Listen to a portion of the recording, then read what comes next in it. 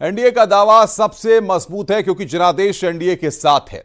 1962 के बाद पहली बार होने जा रहा जब केंद्र की कोई सरकार लगातार तीसरी बार सरकार बनाने जा रही है। 62 साल बाद यह इतिहास ऐसे नहीं दोहराया गया। इसके पीछे मोदी फैक्टर भी अहम साबित हुआ है। इधर 18वीं लोकसभा चुनाव के परिणाम आने के बाद दिल्ली में सियासी हलचल तेज हो गई है। सभी कार्यकर्ताओं का प्यार, सभी जनता का प्यार,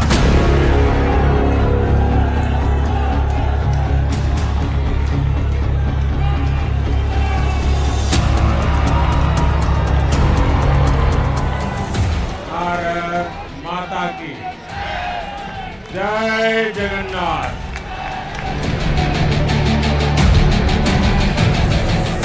इस आशीर्वाद के लिए मैं सभी देशवासियों का ऋणी हूं।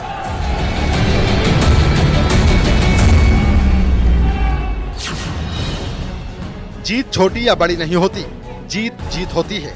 2014 के जिस ऊंचे मुकाम पर खड़े थे प्रधानमंत्री नरेंद्र मोदी, 2024 में भी वो वहीं खड़े हैं।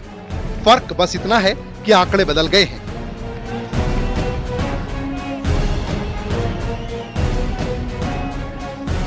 भारतीय जनता पार्टी की सरकार बन रही है मोदी जी के नेतृत्व में।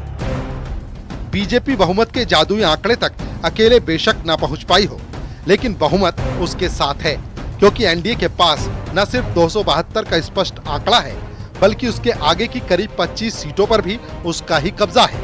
देश बड़े फैसलों का एक नया अध्याय लिखेगा, ये मोदी की गारंटी है। लोकसभा चुनाव में एनडीए को बहुमत मिला है और तीसरी बार सत्ता बनाने जा रही है। अब तो एनडीए की तीसरी बार बनने वाली नई सरकार के शपथ ग्रहण की तारीख भी तय हो चुकी है। आज बड़ा मंगल है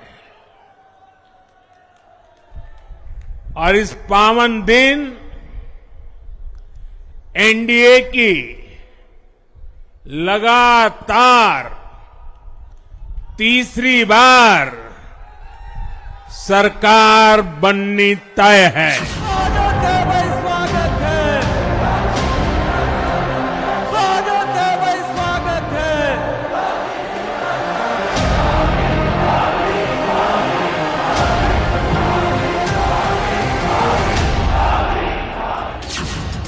दस सालों तक सत्ता के शिखर पर टिके रहना, 10 साल बाद चुनाव में अड़े रहना और उसके बाद जीत की ऐसी तस्वीर तैयार कर देना कि विपक्ष जीतता तो दिखे लेकिन सत्ता से दूर रहे, ये मोदी ही कर सकते हैं और उन्होंने ऐसा कर दिखाया। तभी तो पिछले 60 सालों में ऐसा पहली बार हुआ है जब 10 साल सत्ता में रहने के बावजूद कोई सरकार पूर्ण बहुमत के साथ सरकार बनाने जा रही है। ये सच है और तथ्य है कि बीजेपी के सबसे बड़े दांव हैं पीएम मोदी, और पीएम मोदी के चेहरे पर ही पार्टी ने अब की बार चुनाव की वैतरणी पार की है। मोदी की तीसरी जीत ने जो रिकॉर्ड खड़ा किया है उसे भी आज आपको जरूर देखना चाहिए। 1962 के बाद पहली बार है कि किसी सरकार की 10 साल पूरा करके तीसरी बार वापसी हो रही है। प्रधानमंत्री नरेंद्र मोदी पूर्व प्रधानमंत्री जवाहरलाल नेहरू के लगातार तीसरी बार सरकार बनाने की बराबरी करने जा रहे हैं। यानी देश में दूसरी बार होगा जब केंद्र में कोई सरकार हैट्रिक लगाएगी। यही नहीं, पीएम मोदी के नाम एक और नया रिकॉर्ड दर्ज हुआ है। नेहरू की तीसरी जीत का मार्जिन दूसरी जीत से कम था, जबकि बीजेपी का वोट प्रतिशत बरकरार है। गठबंधन की कुल सीटों से ज्यादा अकेले बीजेपी ने सीटें जीती हैं। 1962 के बाद पहली बार कोई सरकार अपने 2 कार्यकाल पूरे करने के बाद तीसरी बार वापस आई है।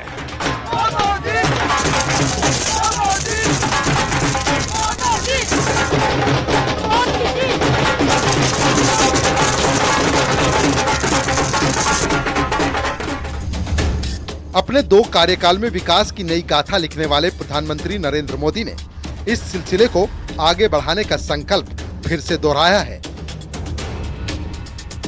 पीएम ने अपने तीसरे कार्यकाल की प्राथमिकताएं भी जाहिर कर दी हैं और भ्रष्टाचारी ताकतों को दो टूक संदेश दे दिया है। मैं ऐसे लोगों को डंके की चोट पर कहना चाहता हूं, भ्रष्टाचार के खिलाफ कार्रवाई होके रहेगी। जिन्होंने जनता को लूटा है उनको लौटाना ही पड़ेगा। लोकतंत्र का सबसे खूबसूरत पक्ष होता है कि सरकारें बनती हैं, गिरती हैं, कभी पक्ष जीतता है, कभी विपक्ष सत्ता में आता है, लेकिन हर हाल में जनता की जीत होती है, जनादेश की जीत होती है। इन चुनावों में एक तरफ एनडीए 400 पार के नारे के साथ चुनावी मैदान में उतरा और उसे 300 के करीब संतोष करना पड़ा। वहीं विपक्ष के 295 के दावों की भी जनता ने ऐसी धज्जियां उड़ाई कि पूरा इंडी गठबंधन मिलकर भी सिर्फ बीजेपी के आंकड़े तक नहीं पहुंच पाया।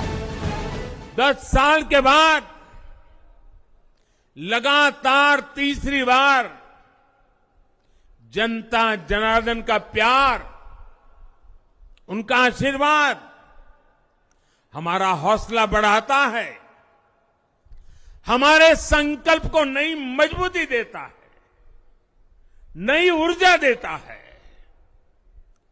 हमारे विरोधी एकजुट होकर भी उतनी सीटें नहीं जीत पाए जितनी इस लोकसभा चुनाव में अकेली बीजेपी ने जीती है। आंकड़ों में बहुमत से काफी दूर होने के बावजूद इंडी गठबंधन की सत्ता पर काबिज होने की कोशिशें शुरू हो गई हैं। बैठकों पर बैठकें और संदेश पर संदेश दिए जा रहे हैं। वहीं एनडीए कुनबे ने एकजुट का ऐलान करते हुए नई सरकार की तैयारियां शुरू कर दी हैं। नए मंत्रिमंडल में चेहरों को लेकर सहयोगी दलों से बातचीत और बैठकों का दौर भी तेज हो गया है। संभव है कि 2-3 दिन में नामों को फाइनल कर लिया जाएगा और 8 जून को नरेंद्र मोदी एक बार फिर प्रधानमंत्री पद की शपथ ले सकते हैं। Bureau report, news 18।